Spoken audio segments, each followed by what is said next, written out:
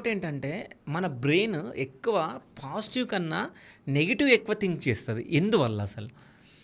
So వాస్తవంగా చూసుకుంటే అండి, ఇప్పుడు మనం ఎవల్యూషన్ గురించి మాట్లాడినప్పుడు హ్మ్.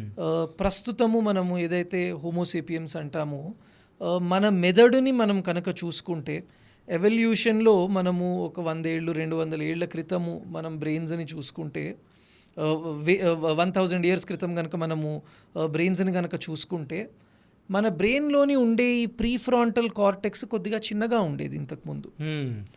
ఇంకొకటి, ఆ టైమ్స్లో మనుష్యులు పెరిగిన వాతావరణము కొద్దిగా థ్రెట్ లేదా కొద్దిగా స్ట్రెస్ఫుల్ ఎన్వైరన్మెంట్స్ ఉండేవి. హ్మ్. అంటే రాత్రి నేను పడుకున్నాను, అప్పుడు ఇప్పుడు ఉన్నట్టు 4 గోడలు, తలుపులు, గేట్లు ఇవేవి లేవు. హ్మ్. సో సడన్గా రాత్రి ఎవరైనా వచ్చి నన్ను అటాక్ చేయొచ్చు, ఓ పులి వచ్చి నన్ను అటాక్ చేయొచ్చు అనే ఒక కాన్స్టెంట్ ఫియర్లో ఉండేది.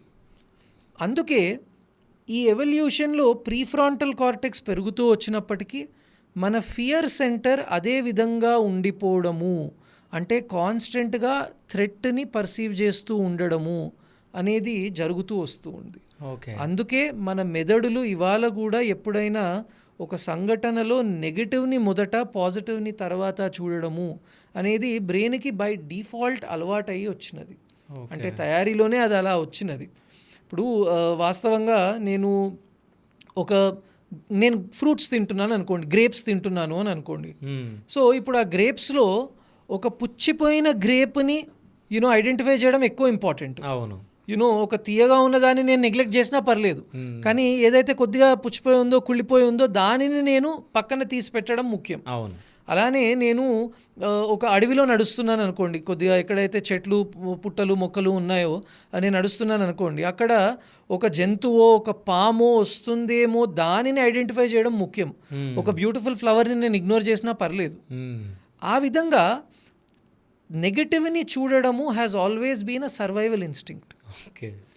అందుకు మన బ్రెయిన్ ప్రతిసారి కూడా ఒక సంఘటనలో నెగిటివ్ని చూస్తుంది. హ్మ్. నాకు ఒక రిపోర్ట్ కార్డ్ నాది వచ్చింది అనుకోండి, 90 90 90 90 60 వచ్చింది అనుకోండి, నాకు 60 మీదనే నా ఫోకస్ అనేది ఉంటుంది. హ్మ్.